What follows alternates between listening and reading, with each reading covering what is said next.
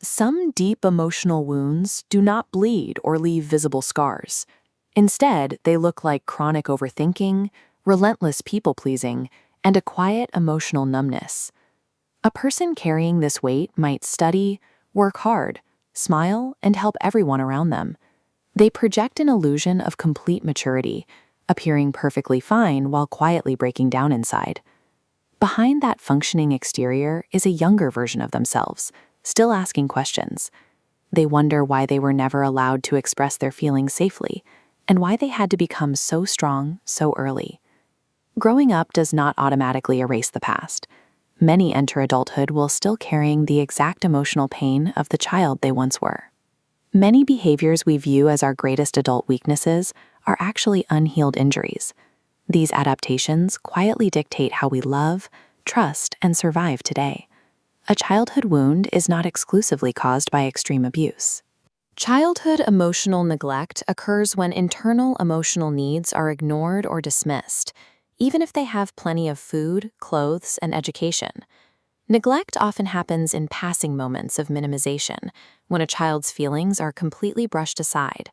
It occurs when repeatedly told to stop crying, accused of being too sensitive, or ordered to just be strong. Through constant dismissal, the child learns a damaging lesson. They begin to view their normal human emotions as a massive burden to the people around them. To maintain connection, they adapt. They learn to silence anger, hide sadness, and smile when they are hurt, becoming as easy to handle as possible. Those suppressed emotions do not disappear. They are stored deep in the nervous system, transforming directly into the adult behaviors we recognize as chronic anxiety and exhausting perfectionism. The mind tries to move forward, but the nervous system retains the memory of emotional pain. This is why an adult might overreact to a delayed text message or a minor criticism. Their body is reacting as if an old wound has been struck. One prevalent injury is the persistent feeling of not being good enough. This originates from a childhood defined by constant comparison, where approval was conditional on performance and obedience. This creates the adult perfectionist. They learn to confuse productivity with self-worth, fearing failure so deeply that they cannot sit still and rest without feeling overwhelming guilt. Another common adaptation is parentification.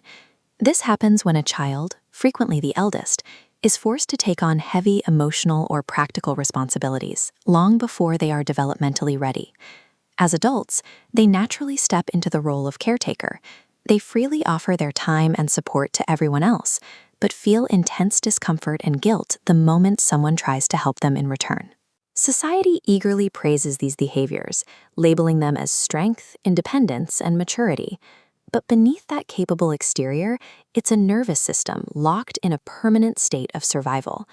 A childhood defined by rejection or inconsistent affection severely distorts an individual's ability to navigate romantic and platonic relationships.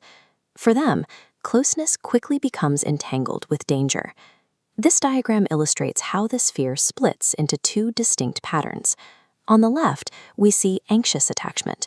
This is a biological panic response where a person deeply desires closeness but constantly fears abandonment.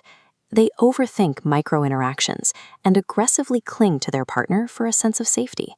The second pattern is avoidant attachment. Instead of chasing closeness, the person protects themselves by acting hyper-independent, avoiding deep conversations, and pushing people away before anyone can inflict pain.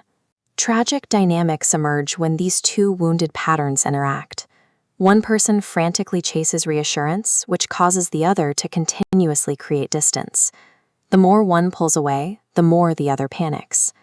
On the surface, the urge to cling and the urge to withdraw look like total opposites, yet they both stem from the exact same unhealed childhood fear, the desperate question of whether love will ever be safe. These childhood adaptations can also distort a person's relationship with faith. An individual raised with harshness or emotional criticism often struggles to feel safe spiritually, believing they must be flawless before turning to God, while viewing Allah strictly through a lens of fear and punishment. Islamic wisdom teaches that Allah sees past external performance. He knows the internal reality.